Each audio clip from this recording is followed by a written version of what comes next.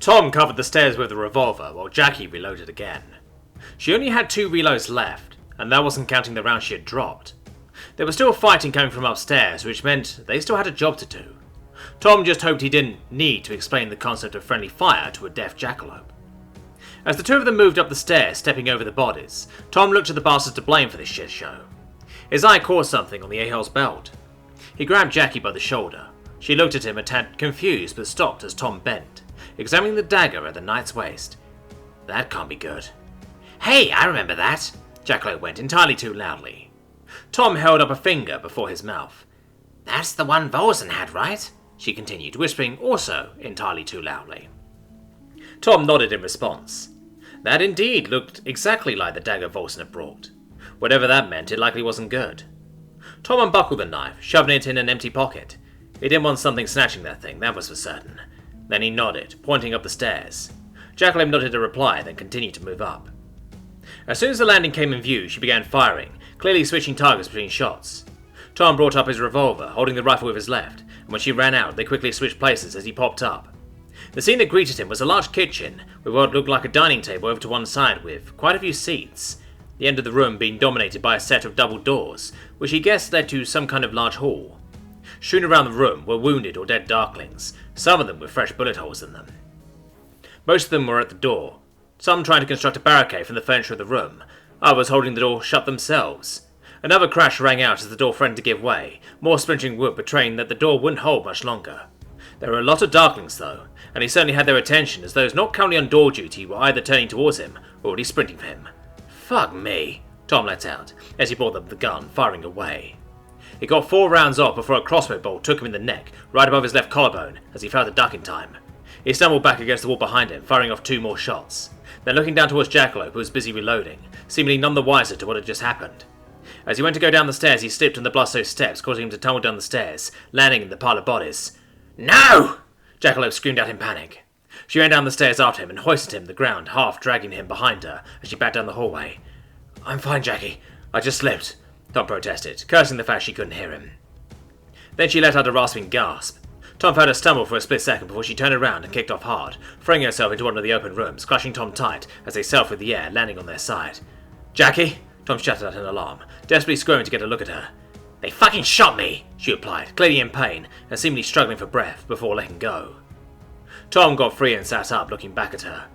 There was almost no light in the room, but the dim glow of torchlight coming from the hallway revealed a crossbow bolt embedded in her back, apparently having pierced the flat back of her chest plate. It almost dawned on him, too late, that he needed to watch the door as he brought up the rifle, fighting the immense pain from his neck. A darkling wielding only a sword came into view not a second later. Tom fired one-handed as he sat on the floor, the shot landing in the darkling's hip and sending it sprawling to the ground. Tom fumbled with the action, holding the rifle with his left hand despite the protests of the bolt wound, putting a second round in his head as he tried to crawl towards him. Jackalope got up onto her knees, wheezing, as she reached for her empty holster. I dropped it. I'm so sorry, she let out, as if he would be mad at her right now.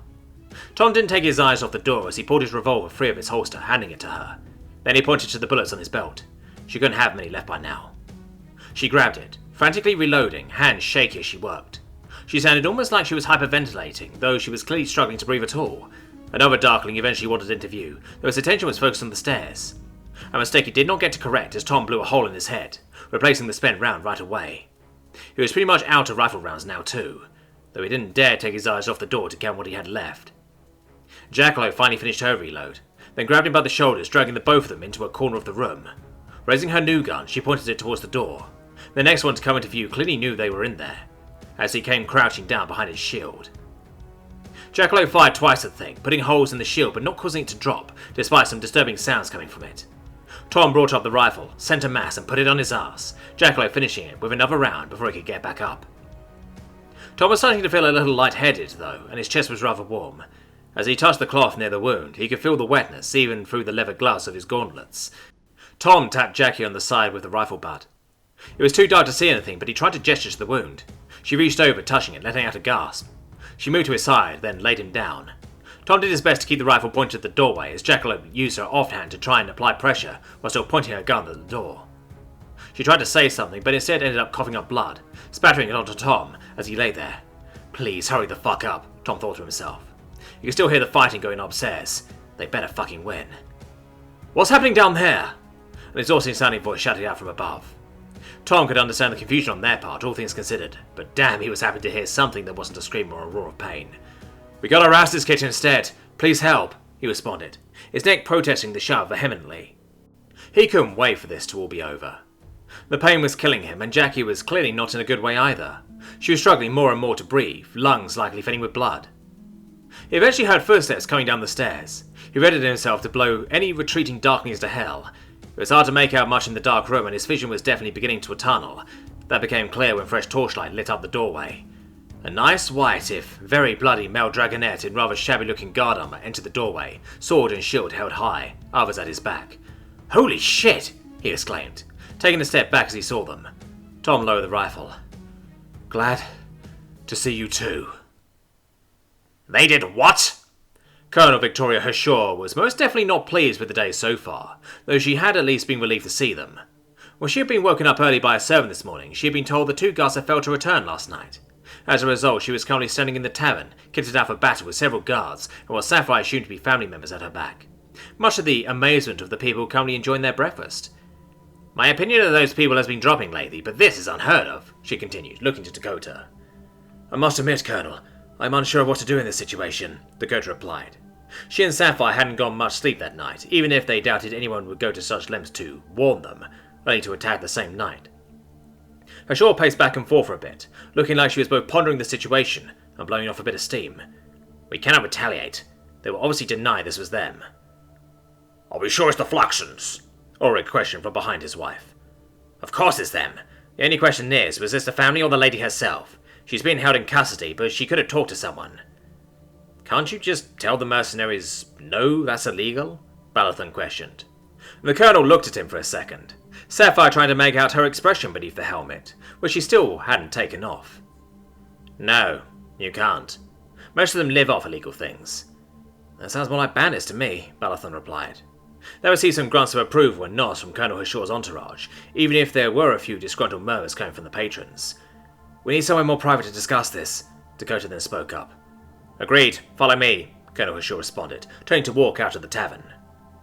Flying in daylight and as part of a formation with enough arms and armor to worry a keep did ease Sapphire's mind a bit, even as she was still scanning around for targets. The swarm of people crisscrossing the sky made it damn near impossible. Wasn't like they would be hard to follow flying like this anyway. They had ended up in some kind of meeting room at the Hrncir estate with, to Sapphire's astonishment, both Lord and Lady Hrncir present. "Why has it become retaliate?" Sapphire questioned, and that seemed more than fair to her, even if it was against the law. "We don't use such underhanded tactics, Sapphire," Colonel Hrncir responded very pointedly. "But Tom is damn near a specialist at that sort of thing. Just tell them if they do something stupid, the demon warrior will come and wipe them out." "You honestly think this weird warrior would scare them?" Lady Hrncir questioned, looking at the two of them. "They should be," Sapphire responded. "He doesn't fight fair, he just fights to win, and he's as smart as he's deadly." "No! I will have no part in any such action," Lady Hrncir protested from a raised seat. "This behavior is unacceptable. They have insulted not only our name, but threatened our guests in addition to betraying the trust of my eldest daughter and sullying her reputation. This cannot stand, but they must be dealt with properly." "How do you propose we proceed then, Mother?" Victoria questioned. "First off, we make it very clear to the Flaxons that we do not buy the fact that they are not involved, and that we will retaliate if they do attack us.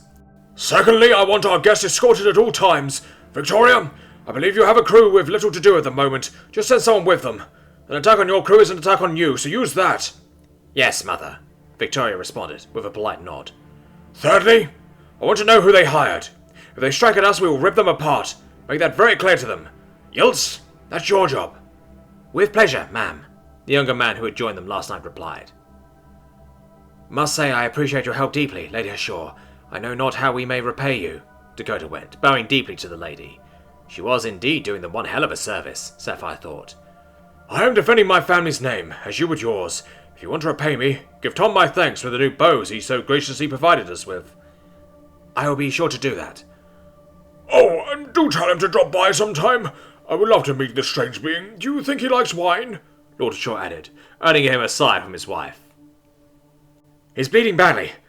"No, I don't care what he is, but he killed 3 of the black bastards, so don't kill him." "No letter, she can't hear you. I'm guessing one of the huge explosions. Dumbass. Just let her follow him. Tom wanted to make some kind of snarky remark as he was carried up into the hall by his new best friends.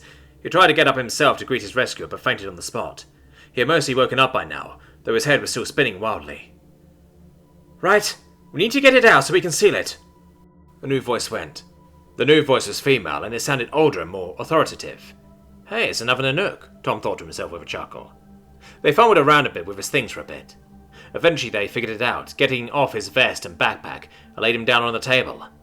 Someone pressed down hard on the wound, which definitely brought him back to consciousness, as the pain shot through him. God damn it, that hurts. I'm sorry, but I don't care what you are, bleeding this much isn't healthy. Tom had to agree. If he had lost enough blood to faint from standing up in about a minute, then this was bad. Another dragonette came over, standing, looking down at him with an odd expression. You are, without a doubt, the strangest being I've ever worked on. Right, cut it out. We need to stop this. Then Jackalope moved into view above him. The hall was well lit, so he could see the blue blood coming out of the side of the mouth and running down her neck, being joined by the trickle from her ears. She looked terrible, her expression one of pain and worry. He's fine. He's gonna be fine? She questioned, spluttering and coughing, spitting out blood on the floor before turning back to who Tom assumed to be a healer. The healer responded with a smile and a nod, pointing over to some bench or something, Tom guessed. You need to go lie down on your side now. Luke, please get her to lie down. I'll be with her in a moment. Tom nodded at Jackalope, trying to smile. She gave him a nuzzle, smiling a bit, bringing up the revolver. Found it, she went, coughing up more blood. Tom couldn't help but chuckle at the absurdity of that, even if he was now also smeared in her blood. The dragonette Tom assumed to be Luke took her by the arm and led her away, leaving Tom with the healer. She looked to be closer to Dakota's age now that he got a better look at her, perhaps a bit older. So there he was, covered in a mix of blue and red blood, and his neck hurting like a motherfucker, being worked on by people he didn't know in a place he had never been. This didn't quite go according to plan, he concluded, staring up into the ceiling. I thought you'd be tougher, Jarek then taunted, though the dragon's voice was weak and wary. Gone was the brash confidence, at least for the time being. Tom sighed a bit. It was good to hear the dragon wasn't completely out of it, despite taking a vicious beating. Still, perhaps Jarek's had the right idea. A joke might be the way to go after that shit show. I'm not the one who crashed and fucked the plan up, Tom strained to respond, soon regretting it, as the one putting pressure on his wound began to cut the bolt out.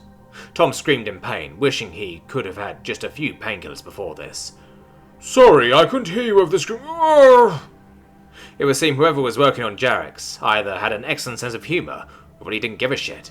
If not for the pain, Tom might have chuckled at that. Quiet and lay still. No screaming, the healer woman ordered, as she continued to work her magic.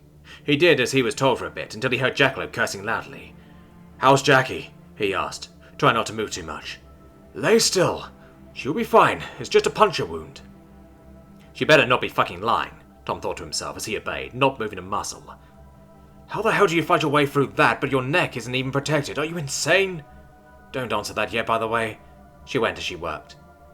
His blood burns with fury, someone replied, off by where Jackalope was, nearly getting a chuckle out of Tom. No, he's hot-blooded like a deer, you muppet, the guy who had found Tom replied. Then it hit Tom there was still someone missing. What about Zarko? The healer looked ready to protest. She stayed her tongue, though. I'm fine, you damn lunatic, Zarko responded, walking up next to him, though Jarek's is definitely not. Good to see one of us made it through okay, Tom replied, looking up at her. She actually looked mostly fine, incredibly. We found this, Tom, on one of the big abominations. Zarko held up a fine-looking case of some kind. It looked like something you would keep a fine sword in or something. As she opened, that wasn't too far from the truth. Think Celestine is going to want it back? Tom questioned, wincing a bit at the pain of speaking. Lay still, damn it! You're going to kill yourself, the healer protested. The troubled look on Zarko's face betrayed that she might have a point, so Tom once again did his best to stay as still as possible. I honestly have no idea, Zarko replied, looking down at him. On that point, Lady Deriva? Yes, dear, what is it? Tom couldn't see her, but she sounded ancient. We came here from Highstall, as did your attackers. I'm deeply sorry to report that Highstall is but a ruin now. There was silence in the hall as that news was processed. It was pierced by Joseph's whimper of pain as an arrow was removed. Fortunately, though, we were able to rescue some survivors. They are currently hiding in the forest with the, as you can tell, wounded Celestine. How many, dear? The old lady questioned, in the softness of an old nanny, her voice heavy with worry. 5 children, ma'am. Oh, good heavens. We must retrieve them. Look, how many do we have that can still fly? Tom heard the voice of the man who had found him, and Jackalope answered from somewhere to his right. For that long of a distance, not many. Maybe 6, myself included. They aren't going to go away, though, Mum. Their leaders are dead, but that doesn't mean they will run. And there were still quite a few left out there. We are putting fresh barricades below to keep them out. We wounded a lot of them. Many will die during the night. And so we rest till morning, then see how bad it is. Will Tom be on his feet by then? Sarky questioned, looking at the healer. I have no idea. What even is he? I'm human, Tom responded, slightly irritated at being referred to in the third person. I'm sorry, Tom, but I have no idea how you work. Stop my bleeding. Give me water and I'll be walking tomorrow. I think. Tom didn't have a clue if that was true or not, but he was sure as hell going to try and help out if he could. For now, though, he could use a rest and a painkiller. Am I allowed to move now? Tom questioned. The healer seemingly finished with her task. Just be gentle, okay? It's not my best work. They will bandage you shortly, she replied, moving to Jackalope, who had been laid down on the next table over. That's reassuring, Tom responded, as he glanced around. It looked most of all like a triage station in here. Many of the ones who were walking had bandaged limbs and faces, or just generally looked terrible. I'm gonna go grab a few painkillers. Jackie, you want one? Oh. Right.